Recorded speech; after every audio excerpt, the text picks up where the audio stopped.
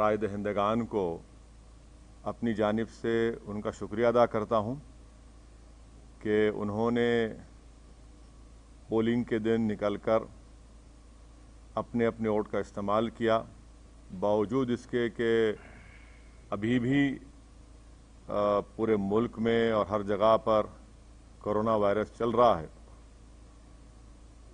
और अगर polling percentage में और इजाफा होता तो और भी अच्छा होता, मगर जिन्होंने निकला अपने वोट का इस्तेमाल किया, मैं इनको मुबारकबाद देता हूं।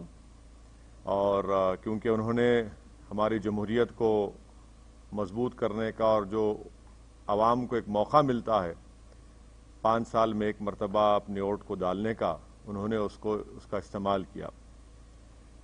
दूसरी जानिब में साथ ही साथ हमारे पार्टी के तमाम मेंबर्स का, अराकीन का दिल की गहराइयों से उनका शुक्रिया अदा करता हूं कि बड़ी मेहनत और जुस्तजू उन्होंने की, और साथ ही साथ जो 44 बल्दिया के कॉरपोरेटर्स डिवीजन्स पर मंजलिस के उम्मीदवारों को कामयाबी मिली, मैं वहां के तमाम वोटर्स को, राह दहिंदगान को, वहां के बुजुर्गों को, इज्जतदार माँ और बहनों को, गयूर नौजवानों को उनका शुक्रिया अदा करता हूं। और साथ ही साथ मैं ये बताना भी चाहूँगा कि MIM की जो कामयाबी हुई है, 5 साल पहले भी हमारे पास 44 कॉरपोरेटर्स थे, और जब हम 60 म्युनिसिपल वार्ड्स पर इंतखाबात में हिस्सा लिया था, अब के बार हमने 51 म्युनिसिपल डिवीजन्स पर हमने इंतखाबात में हिस्सा लिया, और उसमें से हमने 44 म्युनिसिपल सीट्स पर कामयाबी हासिल की। मैं हमारे तमाम पार्टीज़ के MLAs का,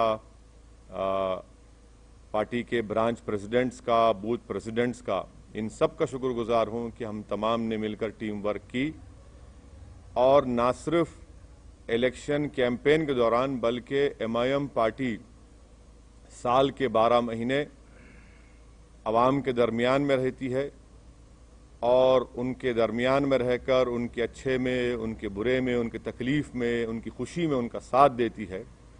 इसीलिए कि हमारा ये कांस्टेंट अवाम के दरमियान में रहना, उनसे मुलाकात करना, अवाम को दस्तयाब रहना, या जिसको अंग्रेजी में कहते हैं एक्सेसिबल रहना, वो भी हमारी कामयाबी में एक बहुत बड़ा रोल अदा किया। साथ ही साथ जब 3 महीने लॉकडाउन था, उस दरमियान में MIM पार्टी की तरफ से लॉकडाउन में गरीब आवाम की खिदमत करना, उनमें तमाम रेशन किट्स को उनमें जाकर उनको पहुंचाना घर तक, पेशेंट्स जो बीमार पड़ रहे थे उनके लिए अस्पताल में इंतज़ाम करना, और फिर जो हैदराबाद में 100 साल के बाद इतनी ज़्यादा बारिश आई, उस 2-3 दिन के अंदर जो MIM के तमाम जिम्मेदारान ने मेहनत की और बाद में हमने उनको जो रिलीफ पहुंचाया, यकीनन वो भी इसमें बहुत बड़ा रोल अदा किया। बहरहाल मैं तमाम अपने पार्टी के जिम्मेदारों का, और ये हमारी कामयाबी पूरी में हमारे पार्टी के मेंबर्स को क्रेडिट जाता है, और उन तमाम वार्ड्स के वोटर्स को क्रेडिट जाता है। MIM पार्टी ने 51 म्युनिसिपल सीट्स पर कंटेस्ट किया, और आप जानते हैं कि हैदराबाद पार्लियामेंट कॉन्स्टिट्यूंसी में हमने 44 डिविजन्स में से 34 पर कंटेस्ट किया, और 33 म्युनिसिपल वार्ड्स पर हमको कामयाबी मिली। मैं फिर से कह रहा हूं कि हैदराबाद पार्लियामेंट्री सेगमेंट में 44 म्युनिसिपल डिविजन्स हैं, जिसमें से MIM ने 34 पर कंटेस्ट किया और 33 पर हमने कामयाबी हासिल की। ये 5 साल पहले भी ऐसा ही था।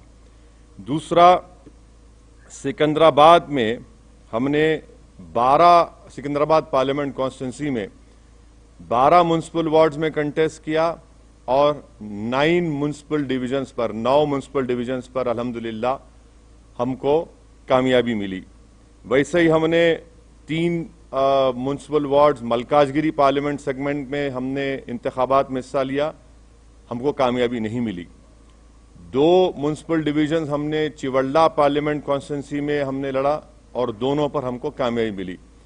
तो मैं फिर से अल्लाह सुब्हाना व तआला का शुक्रगुजार हूं कि परवरदिगार ने हम पर बहुत बड़ा रहम और करम किया और हमारी पार्टी को, इन गरीब आवाम की दुआओं को कबूल किया और हमको कामयाबी से हमकिनार किया। हमारे जो 44 सीट थे, अल्हम्दुलिल्लाह हमने उसको रिटेन किया और जो 7 म्युनिसिपल वार्ड्स पर हमको कामयाबी नहीं मिली, उसके ताल्लुक से हम लोग बैठेंगे, बात करेंगे। मगर मैंने हमारे तमाम जीतने वाले जितने भी नए नौ मुंतखब शुदा या न्यू कॉरपोरेटर्स हैं, उन सब से मैंने बातचीत की है और उनसे मैंने कहा कि भाई साहब, कल से आप लोग तमाम अपने काम का आगाज शुरू कर दीजिए। हमने जो आवाम से वादे किए थे उसको पूरा करने का कल से वक्त शुरू होता है। और साथ ही साथ मैं बताना ज़रूरी समझता हूँ आप तमाम को कि पुराना पुल डिवीज़न से राजमोहन चौथी मरतबा MIM पार्टी के म्युनिसिपल कॉरपोरेटर के तौर पर जीते हैं। कारवान से हमने स्वामी यादव को टिकट दिया था, राजेंद्र यादव साहब की जगह पर, उनको कामयाबी मिली। तो ये हमारी परफॉर्मेंस था जिसको मैं समझता हूं कि मैं इससे मुतमईन हूं। और हमारा जो, अगर आप बोलेंगे कि स्ट्राइक रेट है 51 म्युनिसिपल वार्ड्स में, ये हमारा मैं समझता हूं कि सबसे बेहतरीन स्ट्राइक रेट रहा है। अब आपका जो बुनियादी सवाल होगा कि बीजेपी भी जीती, यकीनन बीजेपी जीती है और ये अवाम का फैसला है और हमारी कोशिश ये होगी कि हम जमहूरी तरीके से बीजेपी से मुकाबला करेंगे और हमको पूरा यकीन है कि इनकी बढ़ते हुए कामयाबी के कदम को इंशाअल्लाह ताला हैदराबाद की आवाम, बल्कि पूरे तेलंगाना की आवाम इसको रोकेगी। और मुझे ये भी कहना पड़ेगा कि तेलंगाना में जब असेंबली के इंतखाबात होंगे, आप देखेंगे कि इंशाअल्लाह ताला ये बीजेपी की जो कामयाबी है, वक्तिया कामयाबी है, ये उस वक्त तक इतनी कामयाबियां इनको नहीं मिलेंगी। और मुझे अवाम का फैसला है, हमारी क्या बोलना चाहिए, हमारी ख्वाहिश के बरक्स फैसला आया बीजेपी की हद तक। मगर MIM पार्टी को तो मैं समझता हूं कि हमने तमाम बड़ी मेहनत की और उसका नतीजा हमको अल्लाह सुब्हाना व तआला ने और हैदराबाद की आवाम ने हमको दिया है। शुक्रिया। सर, आप जब लोकसभा चुनाव में 4 सीटें बीजेपी जीत के आई थी, उस समय भी आपने कहा था कि ये वक्तिया कामयाबी है। फिर उसके बाद ये कामयाबी नहीं, देखिए, सुनिए, देखिए, आप ये बात कह रहे हैं, मैं इसलिए निकाल रहा हूं कि जरा वो आंख पे, तो निजामाबाद में म्युनिसिपल इलेक्शन हुआ, बीजेपी का MP है वहां पे, कितनी सीट MIM जीती? बीजेपी का MP है निजामाबाद में, MIM ने कितनी सीट जीती? 16 सीट जीती हम। तो आपको बता रहा हूं कि होगा ये, इलेक्शन का वर्डिक्ट है, म्युनिसिपल इलेक्शन है, थोड़ा ऊंच नीच होती है। और मुझे यकीन है कि मैं तो प्रिवी नहीं हूं, ना मुझे अख्तियार है TRS पार्टी पर बोलने का, मगर मुझे यकीन है कि ये लोग देखेंगे क्या करना चाहिए, क्या सही करना चाहिए, कितना अच्छा करना चाहिए, उसको देखेंगे, मगर उनके पार्टी का मसला है। सर, अभी मेयर और डिप्टी मेयर के लिए ये बात आती है कि आप किसको सपोर्ट करेंगे, क्योंकि आपका सपोर्ट का प्रसाद साहब, जरा थोड़ा खुशी का मौका है, थोड़ा आज तो एक रात छोड़ दो आप। लेकिन बहुत अहम बात है। हाँ बिल्कुल है, नहीं हर चीज अहम है। इतनी बड़ी कामयाबी हमको जो मिली है वो यकीनन एक बहुत बड़ी कामयाबी हमको मिली है और हम फैसला करेंगे, बैठ के बात करेंगे। कल मैं हमारे पार्टी के तमाम जिम्मेदार हजरात से मैं उनसे बात करूंगा, उनसे मशवरा करूंगा, उनकी राय हासिल करूंगा, उसके बाद हम कोई फैसला करेंगे। यकीनन हमको फैसला करना है, हम करेंगे। सर, योगी आदित्यनाथ ने ये कहा है कि भाग्यनगर का भाग्योदय अब शुरू हुआ है और JP नड्डा ने भी ये कहा है कि 2023 में बीजेपी की सरकार होगी, KCR की करप्ट सरकार को हम निकालेंगे। तो आप उस पर कैसे देखते? अब जाहिर है ये तो इस तरह की बातें करेंगे ना भाई। जहां पर योगी आए थे, क्या हुआ? टाइम हो गए। सर्जिकल स्ट्राइक बोले थे ओल्ड सिटी के ऊपर, अब डेमोक्रेटिक स्ट्राइक हो गया बीजेपी के ऊपर। ये तो डेटा आपके सामने है, एम्पिरिकल एविडेंस आपके सामने है। हम तो योगी आदित्यनाथ से यही कहेंगे कि आप तो मुंबई गए थे, ज्यादा एक्टिंग मत करिए, हकीकत की दुनिया में आ जाइए और जो जुल्म वहां पर दलितों पर किया जा रहा है उसको खत्म करिए। जो खवानीन आप कॉन्स्टिट्यूशन के खिलाफ बना रहे हैं वो रोकिए। और मुझे यकीन है कि केसीआर गो हमारे अपोजिट पार्टी के हैं, मगर एक बात मानना पड़ेगा, एक रीजनल फेस है और वो रीजनल फेस आज भी इंपॉर्टेंट है, कल भी इंपॉर्टेंट रहेगा। और थोड़ा सा अगर वो लोग जो भी उनके चीजें सही करना है कर लेंगे तो he still a very important and I am sure कि केसीआर जो है वो बीजेपी के ऊपर बहुत बड़े भारी पड़ेंगे आने वाले वक्त में। तो क्या आप उनको सपोर्ट करेंगे अगर मेयर की सीट चाहिए तो? मैं अभी आपसे कहा हूं मैडम कि जरा थोड़ा सांस लेने दीजिए, थोड़ा हमको अपनी इतनी बड़ी कामयाबी हमको मिली है, थोड़ा हमारे तमाम पार्टी के जिम्मेदारों से हमको अपनी उनकी खुशी का हिस्सा बनने दीजिए। और कल सुबह में हम तमाम पार्टी के हमारे जिम्मेदारों से, एमएलएज हैं, एमएलसीज हैं, सीनियर हमारे पार्टी के लीडर्स हैं, उन तमाम से बात करेंगे, मशवरा करेंगे और जो भी फैसला होगा आप तक पहुंचाएंगे। सर, आपने अपने घर हैदराबाद से अपील की थी जब चुनाव प्रचार कर रहे थे कि बीजेपी को यहाँ पर कंप्लीटली रिजेक्ट किया जाना चाहिए, लेकिन आप ही के घर में बीजेपी नंबर कहाँ देखिए, आप लोग नेशनल चैनल पे आपको बड़ी मोहब्बत हो गई असदुद्दीन ओवैसी के, ओवैसी के घर में। मेरे घर में कौन जीता? हम तो कह रहे हैं कि मेरे अंगना में तुम्हारा काम ही नहीं है। अरे ना, आप देखे सुनिए, आप बताइए, चलिए मेरे घर में कहाँ जीते? आपने कहा नहीं आप नहीं, सुनिए एक बात सुनिए। आप जब कह रहे हैं तो आप बताइए कौन सी जगह पर। हम तो जहां योगी गए वहां हराए, जहां अमित शाह आए वहां हारे। आपने कहा था पुराने शहर में सर्जिकल स्ट्राइक करेंगे, हमने कहा डेमोक्रेटिक स्ट्राइक करेंगे, डेमोक्रेटिक स्ट्राइक हो गया। अब नेशनल मीडिया को बीजेपी के बाजा बजाने का इतना शौक है तो बजाइए आप, मगर हमारे कंधे पे रखकर बाजा मत बजाइए। आप खुलकर कहिए कि हम बीजेपी की बैंड पार्टी हैं, हम बाजा बजा रहे हैं। हम आपसे कहना चाह रहे हैं कि हमारे घर में बीजेपी का जो पोजीशन था वो क्या है आप देख लीजिए। हम आपको फिर से कह रहे हैं कि हैदराबाद पार्लियामेंट सेगमेंट में 44 म्युनिसिपल डिविजन्स हैं। 5 साल पहले भी हमने 34 पर लड़ा था, 33 जीते थे। इस बार भी हम 34 लड़े हैं, 33 जीते हैं। अब आप बताइए, आप लोग तमाम माशाअल्लाह से आइंस्टाइन के करीबी दोस्त हैं, मैथमेटिक्स में आप लोग बहुत अच्छे हैं, हम तो वीक हैं, इसीलिए हम पॉलिटिक्स में। आप बता दीजिए कि ये नंबर सही है गलत है। सर आप हमेशा हैदराबाद और तेलंगाना की जो फैब्रिक है, गंगा जमुनी तहजीब है, उसकी वकालत के मद्देनजर आप बीजेपी और फिरका परस्त ताकतों को रोकने की बात करते रहे हैं। उसी के मद्देनजर आप केसीआर को भी सहयोग करते रहे हैं कई चुनाव में, मतलब लोकसभा और विधानसभा में। तो इसमें तो नहीं था ना कोई अलायंस हमारा। नहीं, इसमें नहीं था।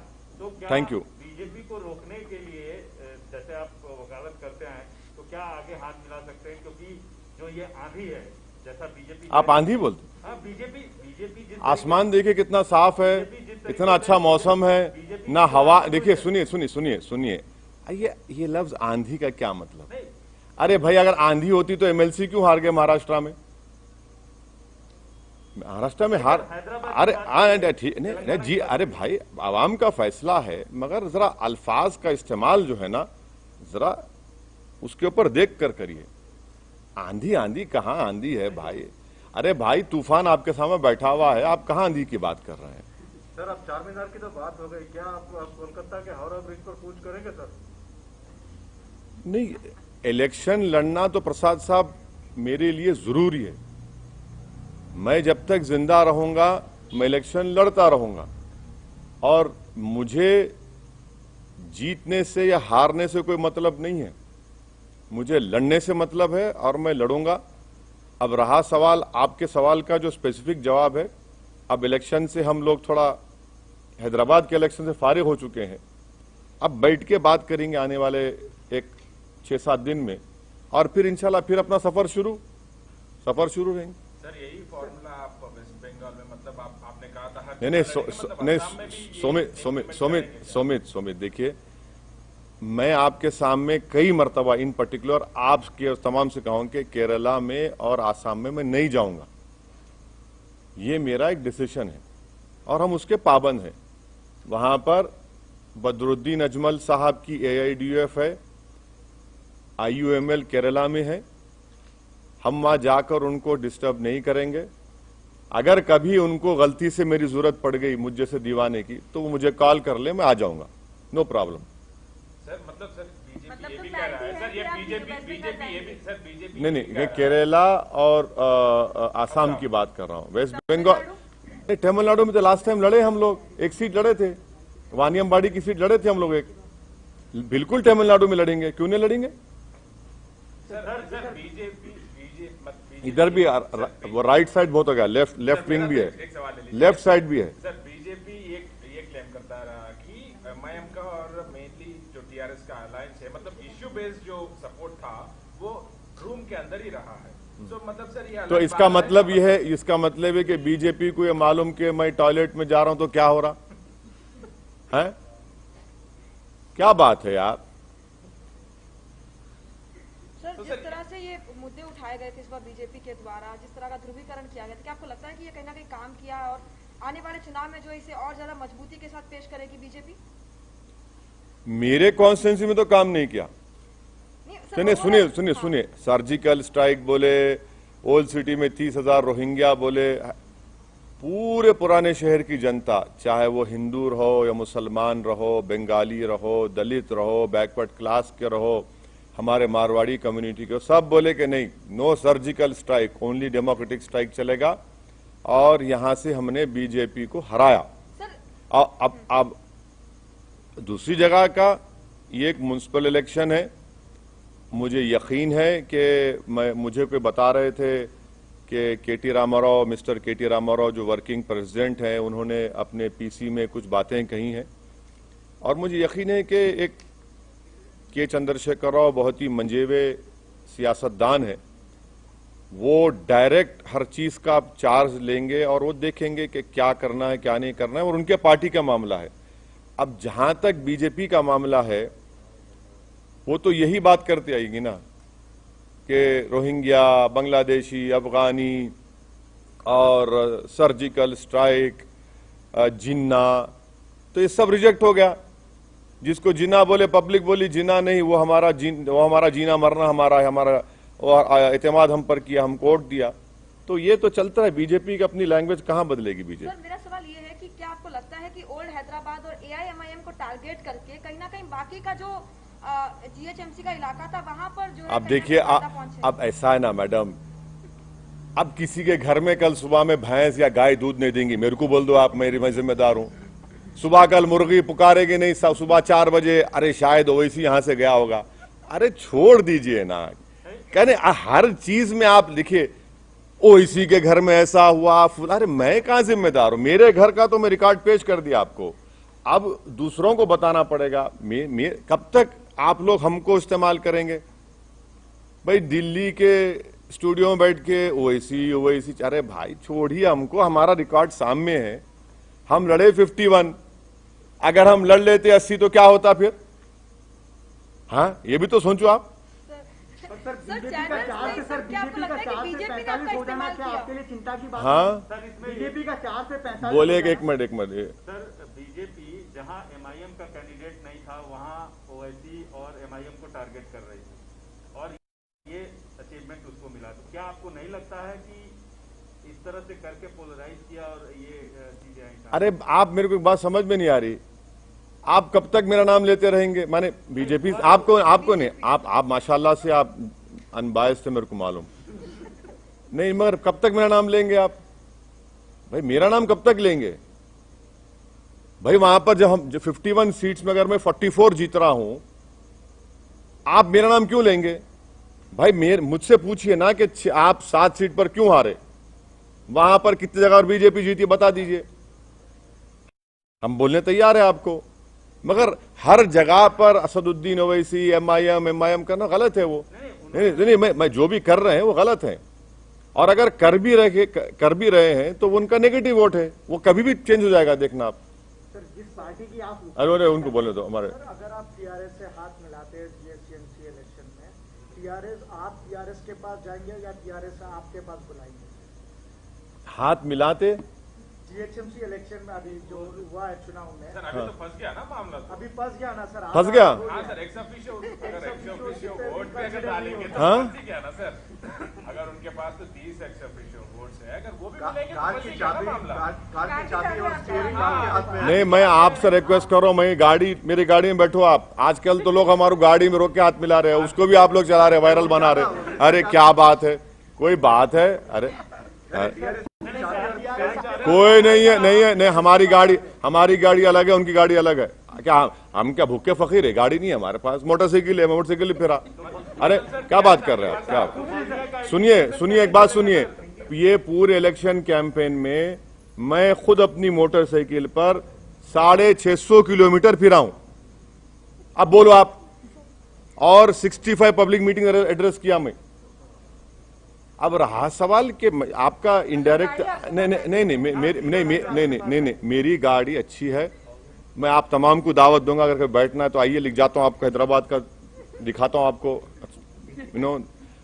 जहां तक मेयर डिप्टी मेयर का सवाल है, आप टाइम दीजिए, कल मिलेंगे। थोड़ा खुशी का मौका है, थोड़ा उसको एंजॉय। नहीं, गाड़ी नहीं है मेरी गाड़ी। देखिए सुनिए, जहां तक एमआईएम पार्टी का जो डिसीजन होगा वो मैंने फिर से आपको रिटीरेट कर रहा हूं, फिर से बोल रहा हूं कि हम अपने पार्टी के एमएलए से, एमएलसी से, पार्टी के सीनियर लीडर से, हमारे पास एक प्रोसेस है, हम लोग बैठेंगे, बात करेंगे, उसके बाद बताएंगे आपको। इतनी जल्दी क्यों आपको है? हेडलाइन न्यूज आप जब बनाइए, अभी क्यों बनाएंगे? सर खुशी का मौका है सर, आपके लिए खुशी का मौका है, बहुत खुश हैं। टीआरएस हारी है, आपकी दोस्त है, हारी है, आपको फिर भी खुश है, बताइए। नहीं, देखिए आप क्या बोलना चाह रहे हैं? नहीं, क्या बोलना चाह रहे हैं आप? बोलिए। आपने क्या बोलना चाह रहे हैं? नहीं, अरे देखिए ना, बगैर आपके सपोर्ट के तो आगे नहीं बढ़ सकते सर। अरे भाई साहब, ये तो अभी तो इस रात को तो गुजरने दीजिए, कल सुबह का सूरज नया निकलेगा, कल बात करेंगे, बात करके पार्टी में क्या होगा, क्या करना है, कैसा करना है। हम कहां छोड़ के भागेंगे आपको? ना आप छोड़ेंगे ना हम छोड़ेंगे आपको, फिक्र मत करिए। ऑलरेडी कॉल नहीं आया है सर। हाँ, आपको कॉल ऑलरेडी मेरा फोन आप रख लो, सुबह तक अगर आप सो गए तो आप मेरे को सुबह लाके दे दो। आप रख लीजिए फोन, मैं देने तैयार हूं आपको मेरा फोन। एक सवाल पूछ ले सर, एक सवाल। एक सेकुलर पार्टी लॉस की है, उसका आपको दुख है या खुशी है? हाँ, एक सेकुलर पार्टी लॉस की है यहाँ पे। नहीं, मैं आपसे कह रहा हूं ना कि यकीनन मुझे इस बात का पूरा यकीन है कि के चंद्रशेखर राव एक ना सिर्फ तेलंगाना बल्कि साउथ इंडिया का एक बहुत बड़ा पॉलिटिकल चेहरा है। और वो जब सामने आएंगे और आ रहे हैं, वो देखेंगे उनकी पार्टी का मसला है, क्या क्या हुआ, क्या नहीं हुआ, क्या करना चाहिए, कैसा करना चाहिए। टीआरएस अभी भी तेलंगाना में रूलिंग पार्टी के साथ साथ एक फॉर्मिडेबल पॉलिटिकल पार्टी है और एक तेलंगाना की जो रीजनल सेंटिमेंट है वो उसको रिप्रेजेंट करती है। उस बात को आपको समझना है। और यकीनन उनको नहीं मिली, वो नियरली 42-43 सीट्स पर उनको नाकामी मिली। मुझे यकीन है कि केसीआर इसको देखें, क्योंकि उस आदमी का पॉलिटिकल जर्नी मैं जानता हूं। जब मैं एमएलए था अकेला असेंबली में, जब से इनको देख रहा हूं, वो देखेंगे। सर जिस